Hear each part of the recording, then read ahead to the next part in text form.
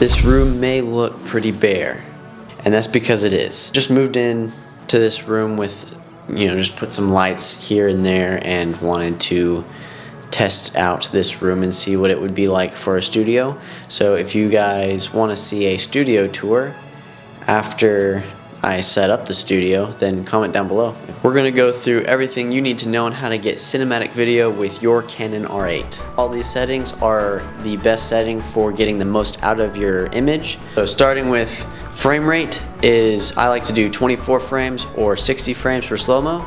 I just like the motion blur on 24 frames, and most people do. A lot of people like 30 frames per second for YouTube videos. Take your time, test it out, see which ones you like the most for it, but I would recommend 24 frames per second. That's going to match movies. You want to make sure your shutter speed is 1/double what your frame rate is. And then I like to film in 4K instead of 1080p. You get to cool zoom ins and stuff. You don't have to sacrifice quality on your video. So I definitely recommend 4K if you have the space for it. Next thing you're going to want to change is your color profile to C-Log 3. And what that is it's just a flat picture profile. So it's, all the saturation and all your shadows and your highlights are all crammed down. And then you get to save all the information, the highlights and the shadows, and not have to worry about anything. Just go into your color space and turn on Cinema Gamut. Basically, it's a bigger color space, and it just, when you're pairing it with C-Log, you just get more dynamic range out of it. Turn on the histogram on your viewfinder screen, so that way whenever you're going to set up your exposure and everything, you know if it's going too far on the left or the right, just right off the bat on your screen while you're adjusting everything, and that is a very useful thing. You want a good lens.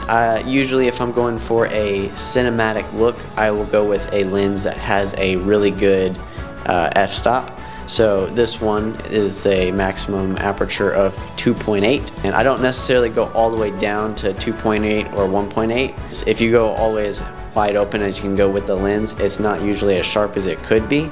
So I will usually be about 1 or 2 f-stops above what it is. Usually prime lenses will have a better sharpness no matter what compared to a zoom lens. So if you can get a prime lens with it, I would definitely recommend doing that. You're going to want to get an ND filter. An ND filter basically is just sunglasses for your camera. If you're outside and it's daytime and you're at, let's say, f2.8, that's where ND filters come in. Another thing I like to do is to get some cinematic shots is use a magic arm, which what it is basically it's like a stick, a metal stick that you can bend and stuff, and then it'll clamp to anything pretty much, and then you attach your camera to it and you can get awesome POV shots. Next thing is you're going to want some good lights. I have a total of 3 lights going on right now. Key light and then 2 different lights in the background to do a blue and an orange one. But if you're in a studio-ish, almost studio like me, then you have to have lights, otherwise the light over my head is not going to look good. So if you want a cinematic look, you're going to want dynamic lighting. You want a light to light your subject, and then you want some lights, like practical lights in the background, to add some contrast to each other. And then you also want to make sure that you have a dynamic image. So you're going to want to make sure you're looking for multiple different colors that complement each other in your images that you're making. So lights will help a lot with that, especially if you're trying to make something stand out, like let's say someone talking to the camera.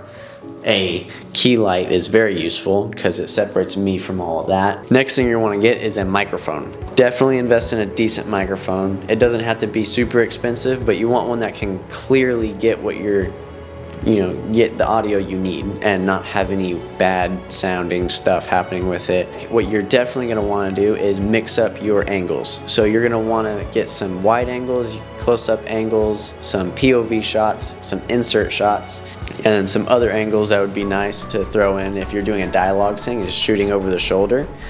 Dirtying up your image is a very good way of adding some professional look to your videos. Those are all my tips on how to get cinematic video out of your Canon R8. And if you enjoyed watching this video, then please click the like button and subscribe. And I have another video over here for you to watch if you need tips on color grading. So I'll see you in it.